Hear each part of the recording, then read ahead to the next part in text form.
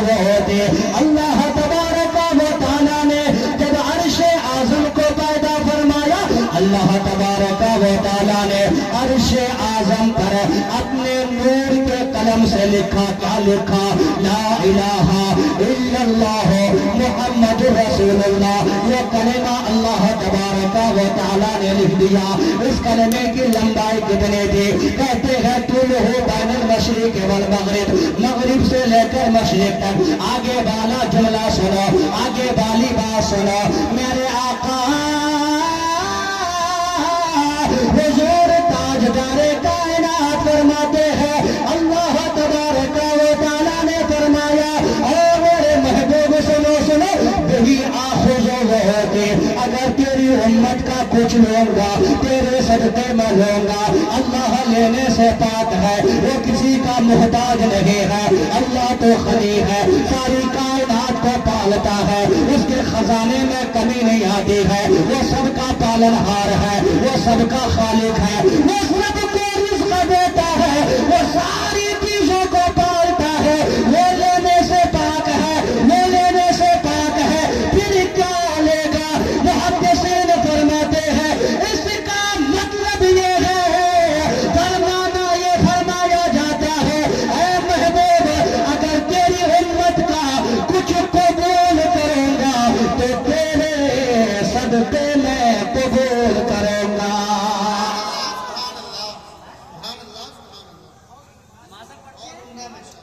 آج بہت سارے لوگوں کو گھمنڈ ہے اپنی نماز پہ بہت سارے لوگوں کو ہم نمازی ہیں اور علماء اہل سنت یا سنی مسلمان ان کو بدنام کرتے ہیں یہ لوگ نماز نہیں پڑھتے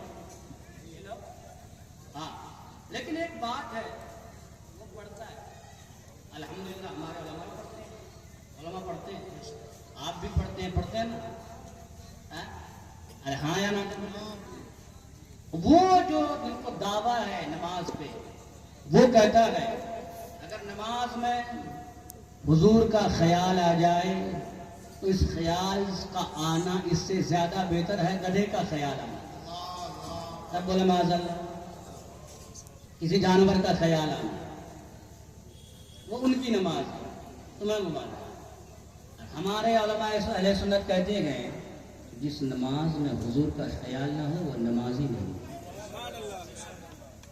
جس نماز میں محبوب کا خیال نہ ہو آپ اٹھا بیٹھا کرتے رہو اب بتائیے ادھر ذہن حاضر ہے بولے نا ہاں جانا نماز پڑھتے رہو یہ نماز قبول ہوگی کس کے صدقے میں نبی کے صدقے میں کہتے ہیں جس کا نام محمد یا علی ہے وہ کسی جس کا مالک نہیں ہے سب بار معذرت کسی کی بات اور مرحوم شاہد یوسفی ہمارے بھائی بیٹے شباب یوسفی ایک شعر کیا فرماتے گئے کہ سارا اختیار ہے انہیں جس کو بھی میرے رسول نے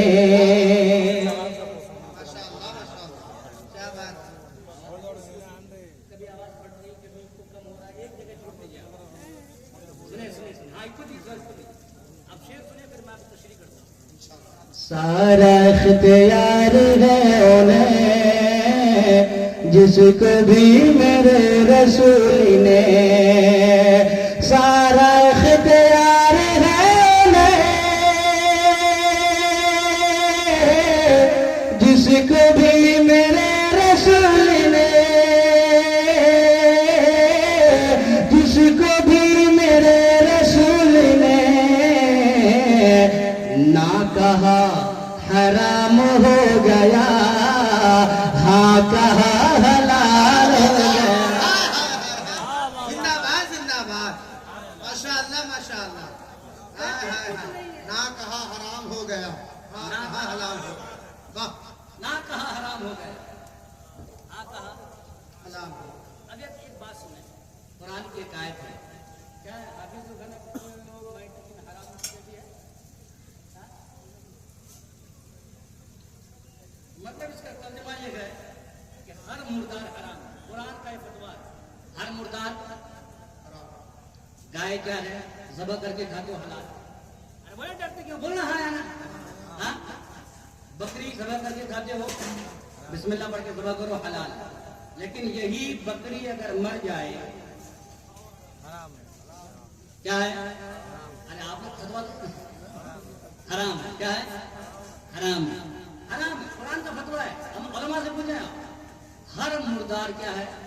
چاہے بکری ہو, چاہے کھسی ہو, چاہے گائے ہو, چاہے بھینس ہو, جو بھی حلال جانور ہے مر جائے حرام ہے, نہیں کھا سکتے. ہے کہ نہیں؟ نہیں کھا سکتے. قرآن کی آیت نازل ہوئی. میرے آقا تاجدار کائنات صلی اللہ تعالی وسلم قرآن کی آیت دیکھ رہے ہیں اور کہیں نہ کہیں میرے آقا حضور تاجدار کائنات کے ذہن شریف میں خیال مبارک میں ہم غریبوں کا خیال بھی آ گیا کہ میری امت کئی جزیرے میں بھی ہوں گے, سمندروں کے قریب ہوں گے. سمندروں کے قریب ہوں گے تو کھائیں گے کیا؟ مچھلی تو کھائیں گے. مچھلی کھائیں گے. اب مچھلی معاملہ ایسا ہے کہ پانی سے نکالیے تو 10 گھنٹہ زندہ نہیں رہ سکتی. صحیح بات ہے کہ نہیں ہے؟ میرے آقا نے فرمایا کہ مچھلی پانی سے نکالو, ذبح کرنے کی ضرورت نہیں ہے, اگر مر جائے تو بھی حلال. اب ان سے پوچھو یہ حدیث پاک تم جو کہتے ہو کہ حرام مردار نہیں کھا سکتے, حرام ہے, مچھلی مر جائے جائز کس نے کیا؟ کہیں قرآن میں دکھاؤ. اگر نہیں دکھا سکتے اور حدیث میں دکھا رہے ہو تو پھر میرے نبی کے اختیار کو مانو, اور اگر نہیں مانو گے تو مچھلی کھانا. مچھلی کھانا اعلیٰ حضرت,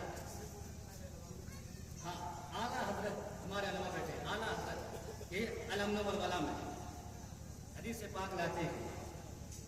ایک عربی دیہات کے ایک شخص حضور کی بارگاہ میں بولے یار سنو, میں نے سنا ہے اللہ کے نبی, میرے نبی نے کہا بے شک اللہ کا نبی, اب اللہ کے رسول بے شک اللہ کا رسول, کہا کہ میں اسلام قبول کرنا چاہتا ہوں. میرے نبی نے فرمایا مبارک ہو, پڑھو لا الہ الا اللہ محمد رسول اللہ. بھائی نہیں حضور ایک شرط ہے.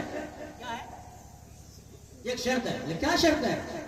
بولے حضور نماز کتنی ٹائم پڑھتے ہیں صاحب؟ بولے 5 ٹائم. کتنے ٹائم؟ اور آپ لوگ کتنے ٹائم پڑھتے ہیں؟ صحیح بات ہے, 5 ٹائم. وہ کہتے ہیں